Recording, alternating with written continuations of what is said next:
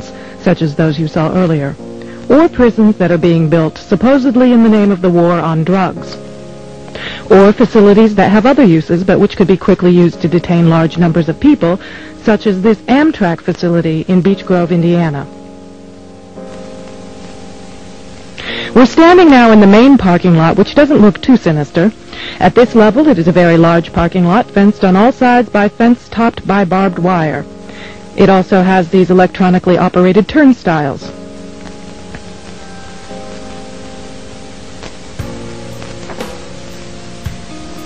There is also a surveillance camera, just like we saw at the FEMA facility, pointing out to the parking lot, and a helicopter windsock. All of these apparent security measures are particularly unusual here, because this is a very low crime area, and this facility is nothing but an old train repair station with nothing in it worth stealing. In this portion of the parking lot is a brick building, suitable for processing, next to a gate that leads right out to the railroad tracks, and all of this is contained inside a fully fenced area, now 3 layers deep in fencing at this point.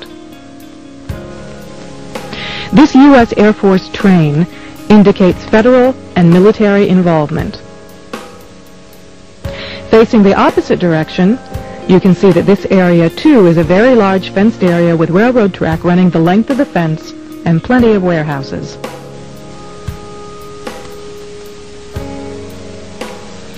This facility was supposed to have closed in June of 1993, yet instead several $1 million in federal funds have been spent on supposed renovations over the past 2 years. Helicopter windsocks and markers are evident throughout the property. This small building is the only way into a particular fenced area. Inside this building, we see more of the motion-activated detectors, electronic turnstiles, and prison bars.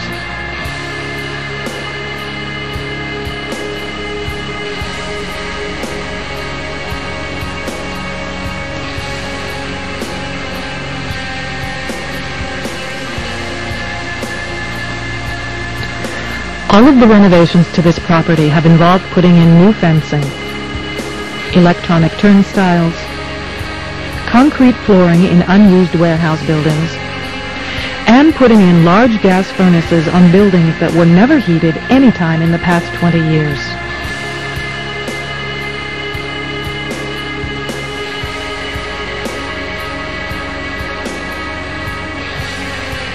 Outside this building is fencing and a cattle run section of fence, all topped by barbed wire, pointing inward, not to keep people out, but to keep people in.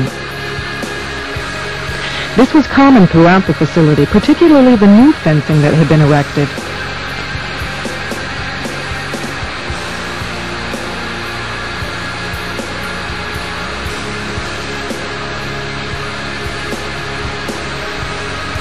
Inside the fenced area on the other side of the building, you'll see signs that say Red Zone, right up next to the railroad tracks that run the length of the fenced area. Next to the Red Zone sign, you can see closely numbered markers on the fences that are too closely spaced to be parking markers, just as if they plan to have people line up to board the trains.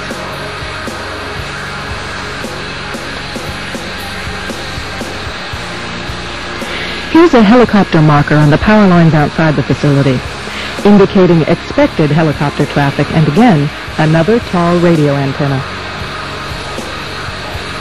Looking around, you can get an idea of how huge this place is and how many people it could contain in its fenced-in area. In yet another fenced area, we see a large warehouse building at the end, with the electronic turnstiles in front of it. The building is one that has a new concrete floor, and its doors and windows have all been blocked. Outside, there are new gas pipes.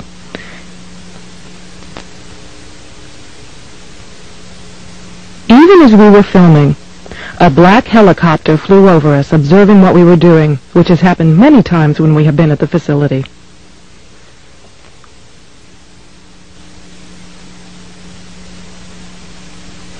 The gas lines and gas pipes at the facility run the length of the buildings.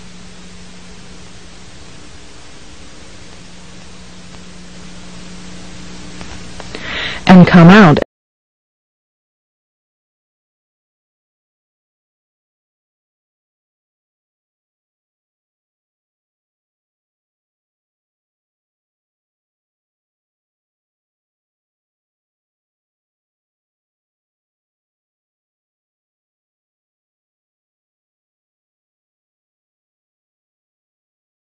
under the guise of FEMA going back over 30 years, but it is accelerating. Colonel North, in your work at the NSC, were you not assigned at one time to work on plans for the continuity of government in the event of a major disaster? Mr. Chairman. I believe that question touches upon a highly sensitive and classified area, so may I request that you not touch upon that, sir.